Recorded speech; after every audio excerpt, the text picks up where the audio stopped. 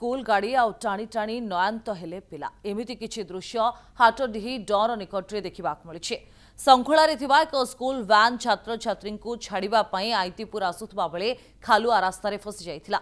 बहु चेष्टा करिबा परे भी गाड़ीटी बाहरी नथिला, जहा फलरे छात्र छात्री माने एकाठी होई दीर्घ समय धरी कसरत करथिले आउ परे गाड़ी बाहरिथिला। प्राय 2 घंटा गाड़ी को टाणी बाहर करा जाइथिला, तबे रास्ता खराब जुगु एभली समस्या उपजिछि।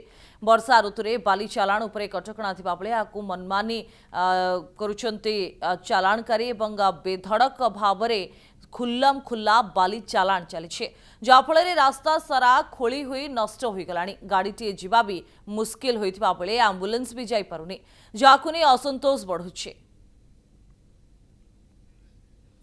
अधिक अपडेट पाई किशोर आचार्य आम सहित फोन लाइन जगे जोड़ी। किशोर, ये आउ एक अभावनीय दृश्य वर्तमान समय टीवी पर्दारे जे रास्ता खराब जुगु केमिति गाड़ी फसुची आ स्कूल रो छात्र छात्री से गाड़ी को टाणिबा पई बाध्य होउछन्ते।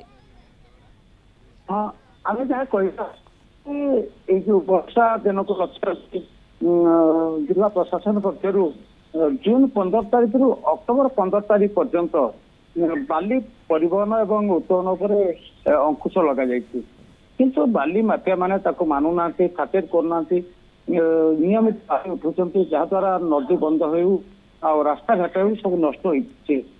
गत काली जो आम चौथा खंड सातटा रास्ता जो जहाँ परिस्थिति होती आम्बुलांस जापर 5टी पंचायत लोक निर्भर करछंती, किंतु आम्बुलांस जापारना। गत जो स्कूल गाड़ी की जाऊला जहाँ की अटि गला छात्र छात्री मैंने भोक उपास 2 घंटा का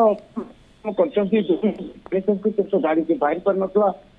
जो किसी अभिभावक स्थानीय लोक आसी एक ट्राक्टर जो चाष जमी हल कर गोटे ट्राक्टर को डाकिया पर गाड़ी टी उठी, जहाँ को नहीं साधारण लोक असंतोष देखा दूसरी कौन पाई प्रशासन बहुत जो बाली गाड़ी जो दिन में एपरी जो असुविधा भोगुंट आम्बुलांस जापारे बस बहुत असुविधा सम्मुखीन होती।